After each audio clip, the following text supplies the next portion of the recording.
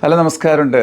ഇന്നലെ എല്ലാവരും ഒരുപാട് ലേറ്റായി കാനഡയിൽ ഉറങ്ങാൻ. കാരണം നമുക്ക് ഈ ഇലക്ഷൻ റിസൾട്ട് ഒരു ക്ലിയർ പിക്ചർ കിട്ടാൻ വേണ്ടിയിട്ട്. കാരണം ആദ്യമൊക്കെ ലിബറൽസ് വളരെ ലീഡിങ്ങിലായിട്ട് പോയിക്കൊണ്ടിരുന്നത്. അപ്പോൾ മിക്കവാറും ഒരു ക്ലിയർ മെജോറിറ്റി തന്നെ കാർണി വരും എന്നുള്ളൊരു പ്രതീക്ഷയിൽ ഇങ്ങനെ പോകുന്നുണ്ട്. പിന്നെ പെട്ടെന്ന് കൺസർവേറ്റീവ്സ് ആണ്ട് അടിച്ചു കയറുന്നു. അങ്ങനെ ഇവഞ്ച്വലി ഒരു രാത്രി ഒരു 12:30 1 മണിയൊക്കെ ആകുമ്പോഴത്തേക്ക് ഒരു ക്ലിയർ പിക്ചർ, അതായത് ഒരു മൈനോറിറ്റി ഗവൺമെൻറ്റിനുള്ള സാധ്യതകളേ ഉള്ളൂ. അതായത് Carney Liberals got almost 168 seats and then Conservative party Pierre പൊളിവറിൻ്റെ party 144 seats. Then Bloc Quebec എന്ന് പറഞ്ഞൊരു പാർട്ടിയുണ്ട്. അവർ മോസ്റ്റ്ലി ക്യൂബെക് മോൺട്രിയൽ ബേസ്ഡ് ആണ്. ആ പാർട്ടിക്ക് 23 സീറ്റ്സ് കിട്ടി. പിന്നെ കഴിഞ്ഞ പ്രാവശ്യം 10-30 സീറ്റ് ഉണ്ടായിരുന്ന ജഗ്മീത് സിംഗ് ആക്ച്വലി ഡിസാസ്റ്റർ 23 സീറ്റ്സിലോട്ട് പോയി.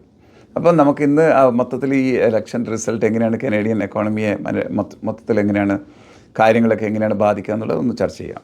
Okay.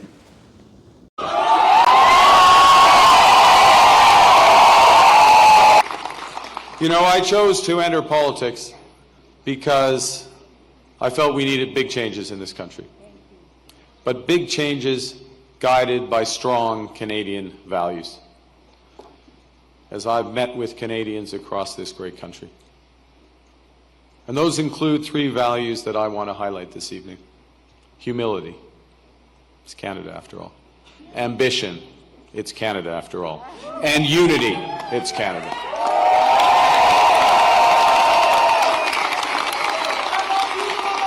I love you. Right back. Right back. These are good values. These are Canadian values.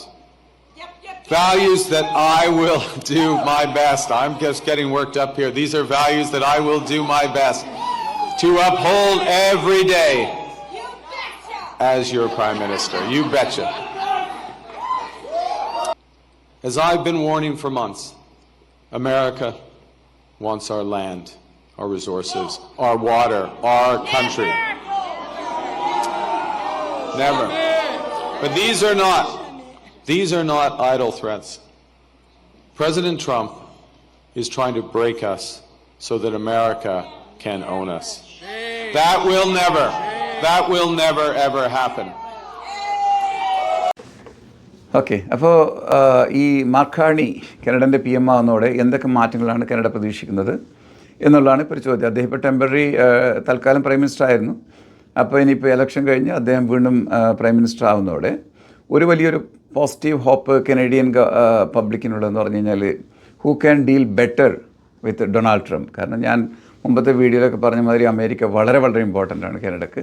അതുപോലെ തന്നെ കനഡ ഇമ്പോർട്ടൻ്റ് ആണ്. But America is more important for Canada. അപ്പോൾ മാർക്ക് കാർണി ബീങ് ആക്ച്വലി പുള്ളി മുന്നത്തെ ഒരു Canadian bank of കാനഡയുടെ ഗവർണറാണ്. അപ്പോൾ അദ്ദേഹത്തിന് അതിൻ്റെതായ മെച്യൂരിറ്റിയും ആ ഒരു സീസൺഡ് പൊളിറ്റീഷ്യൻ എന്നുള്ളൊരു ഇമേജ് ഉണ്ട്. അത് വെച്ച് അദ്ദേഹം he can be A better fit. Even Trump പോലെ ഇടയ്ക്ക് അദ്ദേഹത്തെ പറ്റി പോസിറ്റീവായിട്ട് സംസാരിച്ചു. കാരണം ട്രൂഡോ പല ഷോർട്ട് ഫാൾ ഉണ്ടായിരുന്നു. മാത്രമല്ല ട്രംപുമായിട്ട് മുന്നേ പുള്ളിയുടെ റിലേഷൻ മോശമായിരുന്നു. അപ്പോൾ ആ ഒരു ഇങ്ങനെയുള്ള എല്ലാം മൊത്തത്തിൽ നമ്മുടെ കനേഡിയൻ്റെ അമേരിക്കയായിട്ടുള്ള ബന്ധം മോശമായിട്ട് വരുന്നൊരു സമയത്താണ് ട്രൂഡോ റിസൈൻ ചെയ്തിട്ട് കാർണി ടെമ്പററി ആയിട്ട് നമ്മുടെ ഹെഡ് ഓഫ് ലിബറൽ പാർട്ടി ആയിട്ട് വന്നത്. അപ്പോൾ ഇപ്പം കാർണി കാനഡൻ്റെ പ്രൈം മിനിസ്റ്റർ ആകുന്നതോടെ ഒന്നുകൂടി എലക്റ്റഡ് പ്രൈം മിനിസ്റ്റർ ആകുന്നതോടെ നമുക്ക് മിക്കവാറും കാർണിക്ക് ഒന്നുകിൽ BQൻ്റെ ആയിരിക്കും മിക്കവാറും സപ്പോർട്ട് എടുക്കുക. കാരണം BQ 23 സീറ്റ്സ് ഉണ്ട്. അതിനാണ് കൂടുതൽ സാധ്യത. അപ്പം അങ്ങനെ ഗവൺമെൻറ് നിലവിൽ വരും. നമ്മുടെ പല ഏരിയകൾ എടുത്തു കഴിഞ്ഞാലും ഈ ലിബറൽസ് കഴിഞ്ഞ ഒരു വർഷം എടുത്തു കഴിഞ്ഞാൽ ഈ ട്രൂഡോ തന്നെ ഇനിഷ്യേറ്റ് ചെയ്തിട്ട് ഒരുപാട് അബദ്ധങ്ങൾ, ഇവർക്ക് പറ്റിയ മണ്ടത്തരങ്ങളൊക്കെ പല കാര്യങ്ങൾ ഇവർ ഫിക്സ് ചെയ്ത് കൊണ്ടുവരായിരുന്നു. For example housing prices, real estate മാർക്കറ്റിലുള്ള കറപ്ഷൻസ്, എമിഗ്രേഷനിലുള്ള കറപ്ഷൻസ്, മറ്റുള്ള ഹെൽത്ത് കെയർ, മറ്റുള്ള എല്ലാ ഏരിയകളിലും എന്തൊക്കെ കൺസ്ട്രെയിൻസ് ഉണ്ടോ അങ്ങനെ പല പല ഏരിയകളിലും അവർ പറ്റുന്ന രീതിയിലുള്ള കറക്റ്റീവ് ആക്ഷൻസ് ഒക്കെ എടുത്ത് വരികയായിരുന്നു. കാരണം ജനങ്ങളെ ഇമ്പ്രസ് ചെയ്യാൻ വേണ്ടിയിട്ട് if you bring us back to power, we will definitely do a better job. So give us one more chance to identify our problems and fix it എന്നുള്ള രീതിയിലാണ് ലിബറൽസിൻ്റെ കഴിഞ്ഞ ഒരു 5-6 മാസത്തെ ബിഹേവിയർ. അതുകൂടാതെ എന്തായാലും കൺസർവേറ്റീവ് വരുന്നുള്ള അവസ്ഥയിൽ തന്നെ കാനഡ പോയിക്കൊണ്ടിരുന്നത്. ബട്ട് ട്രംപ് അമേരിക്കയിൽ വന്നവിടെ എന്തായി, ട്രംപിൻ്റെ ഈ കാനഡയെ അമേരിക്കൻ്റെ ഭാഗമാക്കാനും കാനഡൻ്റെ മുകളിലെ താരിഫൊക്കെ ആയിട്ട് ട്രംപിൻ്റെ വാർണിങ്സും ത്രെറ്റും പിന്നെ ഡിമാൻഡ്സും ഒക്കെ മീറ്റ് ചെയ്യാനും നെഗോഷിയേറ്റ് ചെയ്യാനൊക്കെ വളരെ സ്ട്രോങ് ആയിട്ടുള്ളൊരു ലീഡർ തന്നെ കാനഡയ്ക്ക് വേണം. അവിടെയായിരുന്നു ലിബറൽസിൻ്റെ ലക്ക്. അവിടെ Carney definitely is A better fit. Even Trump പോലും പറഞ്ഞത് ട്രംപുമായിട്ട് കൂടുതൽ നെഗോഷിയേറ്റ് ചെയ്യാനോ അല്ലെങ്കിൽ ട്രംപുമായിട്ട് കൂടുതലൊരു ഫ്രിക്ഷന് പോകാനൊന്നും പറ്റത്തില്ല പൊളി പറഞ്ഞു. അതുകൊണ്ട് തന്നെ Carney can definitely indeed do a better job for Canada to maintain Canada's interest by probably much more efficient നെഗോഷിയേഷനും ഇൻ്റർനാഷണൽ റിലേഷൻഷിപ്പൊക്കെ മെയിൻറ്റെയിൻ ചെയ്യാൻ വേണ്ടി കാർണി ട്രൈ ചെയ്യുന്നതായിരിക്കും. അതൊന്ന്. പിന്നെ നമ്പർ 2, അത് കാനഡൻ്റെ എക്കോണമിക്ക് വളരെ ഇമ്പോർട്ടൻ്റ് ആയിട്ടുള്ളൊരു കാര്യമാണ്. Number 2, international relationship. നമുക്കറിയാം ഇന്ത്യ കാനഡ റിലേഷൻഷിപ്പ് വളരെ മോശമായി കിടക്കുകയായിരുന്നു ട്രൂഡോ കാലത്ത്. അതിൻ്റെ മെയിൻ കാരണം ട്രൂഡോ മാത്രമല്ല, ട്രൂഡോയുടെ റിലാക്സ് പോളിസീൻ്റെ പിറകിൽ ജഗ്മീത് സിംഗ് എന്ന് പറഞ്ഞ NDP-കാരൻ, അവൻ ലിബറൽസിൻ്റെ അന്നത്തെ കൂട്ടുമന്ത്രിസഭയായിരുന്നു. അപ്പോൾ അവൻ്റെ പ്രശ്നം കൂടി ഉണ്ടായിരുന്നു. അതൊക്കെ തീർന്നു. ഇനിയിപ്പോഴുള്ള ലിബറലിന് ജഗ്മീത് സിംഗെ ആവശ്യമില്ല. ജഗ്മീത് സിംഗ് ഇല്ലെങ്കിലും അവർക്ക് BK ഉള്ളതുകൊണ്ട് സുഖമായിട്ട് അവർക്ക് അവൻ്റെ യാതൊരു ഇൻഫ്ലുവൻസ് ഇല്ലാതെ തന്നെ ഭരിക്കാവുന്നുള്ളൂ. അപ്പം ആ ഒരു ഡിസ്റ്റർബൻസ് ഇല്ലാതെ കാനഡക്ക് ഇന്ത്യയായിട്ടും ചൈനയായിട്ടും ഒക്കെ പല രാജ്യങ്ങളായിട്ടും റിലേഷൻഷിപ്പ് ഇമ്പ്രൂവ് ചെയ്യാനുള്ളൊരു ഗോൾഡൻ അവസരം കൂടി ഇപ്പോൾ കിട്ടിയിരിക്കുകയാണ്. ഇതെല്ലാം എങ്ങനെയായി വരുമെന്നൊന്നും എനിക്കറിയത്തില്ല. ബട്ട് ഞാനൊരു ഹിൻ്റാണ്, ഒരു ട്രെൻഡ്, ഒരു ടോക്ക്, ജനറൽ ഫീലിംഗ് ആണ് നിങ്ങൾ ഷെയർ ചെയ്തത്. ഓക്കെ. പിന്നെ ഈ തെരഞ്ഞെടുപ്പിൽ വേറൊരു വലിയൊരു ഷോക്കിംഗ് ആയിട്ടുള്ള കാര്യമായിരുന്നു പൊളിവറിൻ്റെ seat Poilievre lost in Carleton, Ottawa. അതുപോലെ ജഗ്മീത് സിംഗ് ലോസ്റ്റ്. ഈ was in the 3rd position. ലിബറൽസും കൺസർവേറ്റീവും കഴിഞ്ഞിട്ട് 3rd പൊസിഷനിലാണ് പുള്ളിയുടെ ബർണബി BCയിലുള്ള സീറ്റ് പുള്ളിക്ക് ലോസ്റ്റ് ആയത്. അപ്പോൾ ഓൾ റെസ്പെക്റ്റ്, പുള്ളി അതിൻ്റെ ഉത്തരവാദിത്വം ഏറ്റെടുത്തിട്ട് I think he's resigning soon. അപ്പോൾ അങ്ങനെയൊക്കെയാണ് കാര്യങ്ങൾ മൊത്തത്തിൽ കിടന്നത്. Conservative party will definitely be a strong opposition also in the parliament. അത് വളരെ നല്ലതാണ്. കാരണം they will always put Liberals under pressure to perform. അപ്പം ഈ ഒരു 4-5 വർഷം കണ്ടിന്യൂ ആയിട്ട് ഭരിക്കണമെന്നുണ്ടെങ്കിൽ സ്വാഭാവികമായിട്ടും അവർക്ക് അതിൻ്റെതായ രീതിയിലുള്ള മൊമെൻറ്റും ഈ ചാലഞ്ചസൊക്കെ ഏറ്റെടുത്ത് വളരെ ഹാർഡ് വർക്ക് ചെയ്ത് ജനങ്ങളെ ഇമ്പ്രസ് ചെയ്തും പിന്നെ രാജ്യത്തിനെ പുരോഗതിയിലോട്ട് കൊണ്ടുവന്നേ പറ്റത്തുള്ളൂ. Now coming back to എമിഗ്രേഷനിൽ നിങ്ങൾക്കറിയാം ഈ ട്രൂഡോൻ്റെ കാലത്ത് തന്നെ ഒരുപാട് സ്ട്രിക്റ്റ് ഇനിഷ്യേറ്റീവ് മാർക്ക് മില്ലറിനെ പോലുള്ള മിനിസ്റ്റർക്ക് എടുത്തു വന്നിരുന്നു. അപ്പോൾ അദ്ദേഹം തൽക്കാലം പോയെങ്കിലും ഇനി ആരാ പുതിയ എമിഗ്രേഷൻ മിനിസ്റ്റർ നമുക്ക് അറിയത്തില്ല. ഇപ്പോൾ ഇടയ്ക്ക് വന്ന് മിനിസ്റ്റർ തന്നെ തിരിച്ചു വരുമെന്ന് അറിയത്തില്ല.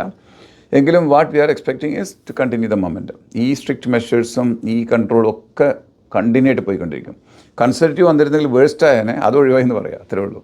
കൺസർവേറ്റീവ് വന്നാൽ ചിലപ്പോൾ ഇമിഗ്രേഷൻ 2-3 വർഷം സ്റ്റോപ്പ് ചെയ്താൽ പോലും അത്ഭുതമില്ലാത്തൊരു സിറ്റുവേഷൻ ആയിരുന്നു. ബട്ട് അതൊന്നും നടക്കത്തില്ല. ഈ ലിബറൽ ഒരു മോഡറേറ്റ് ഇപ്പോഴുള്ള ടഫ് പോളിസിയൊക്കെ ആയിട്ട് പോയി ഇമിഗ്രേഷൻ ഒരു കൺട്രോളിൽ തന്നെ കൊണ്ടുവരും. ഇമിഗ്രേഷനിൽ നടന്ന കറപ്ഷൻസൊക്കെ അവർ ക്ലീനപ്പ് ചെയ്ത് കാര്യങ്ങളൊക്കെ ഒരു 2 വർഷത്തേക്ക് വലിയ പ്രതീക്ഷയൊന്നും വേണ്ട. ഇതിങ്ങനെ പോകത്തേ ഉള്ളൂ. പിന്നെ things once it is under control probably things can again go back to normal. അങ്ങനെ വരാൻ സാധ്യതയുണ്ട്. പിന്നെ അതുപോലെ തന്നെ ലിബറൽസ് പറയുന്നുണ്ട് നമ്മുടെ ഇമിഗ്രേഷൻ പ്രോസസ്സിങ് ടൈം മറ്റൊക്കെ അവർ സ്പീഡപ്പ് ചെയ്യും, ഒരുപാട് ഡിജിറ്റൽ ടെക്നോളജി മറ്റൊക്കെ കൊണ്ടുവരുന്നൊക്കെ പറയുന്നുണ്ട്. അപ്പോൾ ഇങ്ങനെ ജനറലി പല രീതിയിൽ നോക്കിയാലും Canadians are feeling relaxed, comfortable and also confident and positive. അപ്പോൾ അത്രയും ഇന്ന് ഇതിനെപ്പറ്റി പറയാനുള്ളൂ. ഇനി ബാക്കിയുള്ള നമ്മൾ ഈ പറഞ്ഞ പോലെ കാത്തിരുന്ന് കാണാം. നമുക്കറിയത്തില്ല, പല പ്രതീക്ഷകളും പല പ്രതിജ്ഞകളും തെറ്റാം. പൊളിറ്റിക്സാണ്, നമുക്കറിയത്തില്ല. ട്രംപ് ഇതിനെ അവിടുന്ന് എങ്ങനെ ഇങ്ങോട്ട് ഡീൽ ചെയ്യുമെന്ന് നമുക്കറിയത്തില്ല.